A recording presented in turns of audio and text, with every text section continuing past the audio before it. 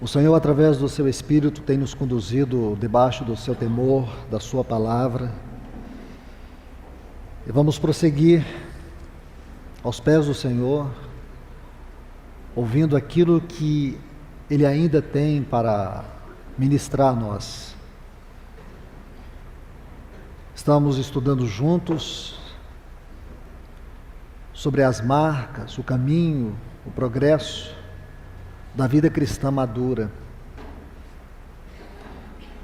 Naquilo que concerne a mim, quanto ao encargo da palavra, estou compartilhando sobre o caminho da cruz, uma marca fundamental para o progresso da maturidade.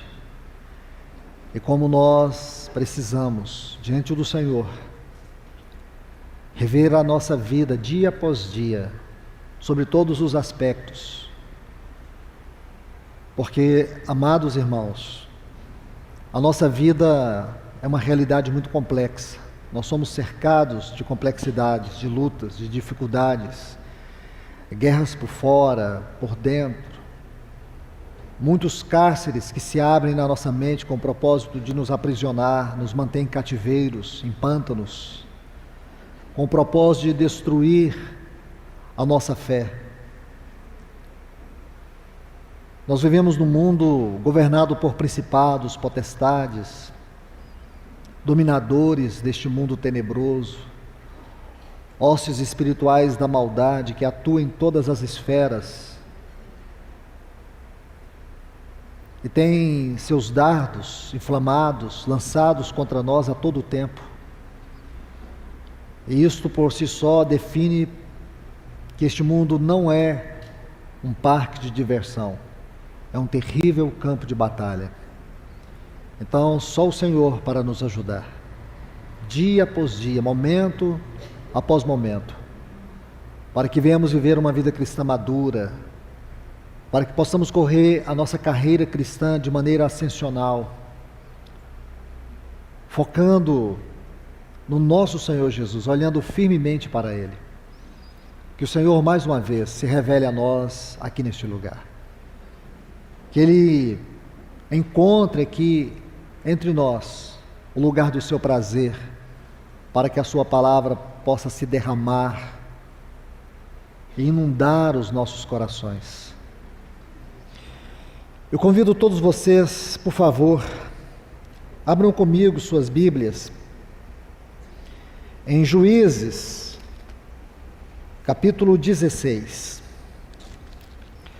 Vamos ler os versículos 28 a 30. Sansão clamou ao Senhor e disse: Senhor Deus, peço-te que te lembres de mim e dá-me força esta vez. Chama atenção para esta frase: dá-me força só esta vez, ó Deus, para que me vingue dos filisteus, ao menos por um dos meus olhos. Abraçou-se, pois, Sansão com as duas colunas do meio, em que se sustinha a casa, e fez força sobre elas, com a mão direita em uma e com a mão esquerda na outra, e disse: morra eu com os filisteus. Inclinou-se com força, e a casa caiu sobre os príncipes e sobre todo o povo que nele estava. E foram mais os que matou na sua morte do que os que matara na sua vida. Vamos orar. Querido Deus, amado Pai, te pedimos encarecidamente no nome de Jesus, que Tu venhas falar a todos nós. Senhor, quem pode penetrar no mais profundo do nosso coração e conhecer as motivações erradas, os caminhos errados, as nossas condições, as lutas que enfrentamos, as dificuldades? Só o Senhor. O Senhor é aquele que sonda os corações. Teu Espírito é aquele que perscruta o mais profundo do nosso ser. Por isso, só o Senhor, nesta manhã, pode, com uma única palavra, atingir cada um de nós de maneira distinta, particular, segundo as necessidades que temos, Senhor. Nós temos necessidades pessoais e também congregacionais. É a tua vara, é o teu cajado que está sobre a tua casa, porque o Senhor é o pastor da tua igreja. Então nós te pedimos, ó Supremo Pastor, socorre-nos nesta manhã, no poder do nome de Jesus. É neste nome exaltado que nós oramos, o nome do teu Filho.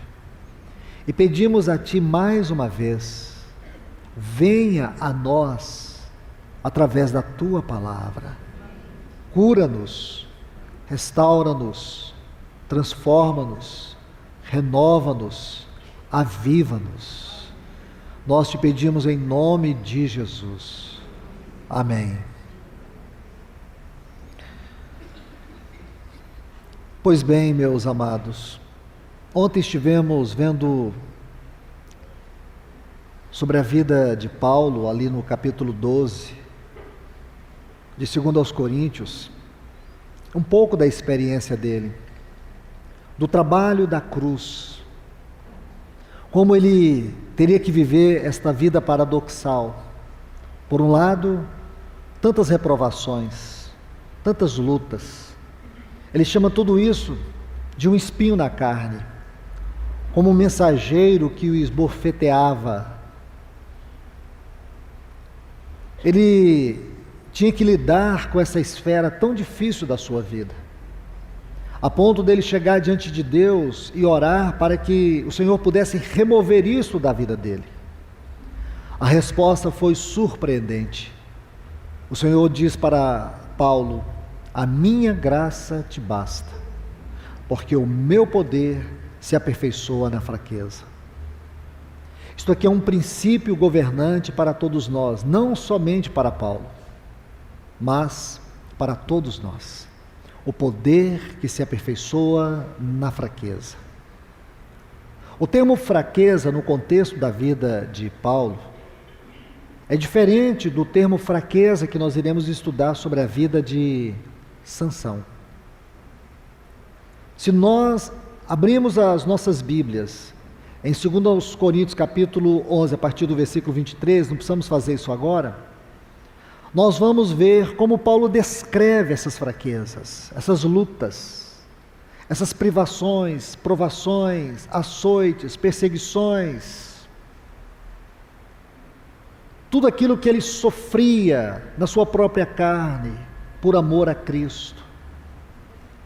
E ele vai dizer que o sofrimento mais profundo, mais agudo, mais angustiante, não eram esses, não eram os açoites, não eram as prisões. É quando ele sofria por um irmão que tropeçava. Ele sentia os seus ossos doer. Ele sentia como que um fogo que o queimava por dentro. Então tudo isto define a palavra fraqueza na vida de Paulo. Não era uma fraqueza moral. Era a sua própria incapacidade em lidar com esses sofrimentos. Mas o Senhor deu a ele um batismo, o mergulhou na sua graça. Aí ele pôde compreender o poder da graça. E foi isto que o habilitou, o capacitou a cumprir a sua carreira, cumprir cabalmente o ministério que ele recebeu do Senhor, a carreira que lhe foi proposta. Agora nós vamos tomar um outro exemplo. Eu creio que isso é muito importante, irmãos, porque os aspectos desses exemplos que estou estudando com os irmãos e que ainda iremos estudar, são práticos, demonstra a nossa realidade do dia a dia, os conflitos que vivemos. Porque os conceitos que nós temos para viver a vida cristã celestial de maneira elevada, são conceitos estritamente bíblicos. Nós temos que ser cuidadosos. Nós não temos que ler o livro do Steve Jobs ou de outros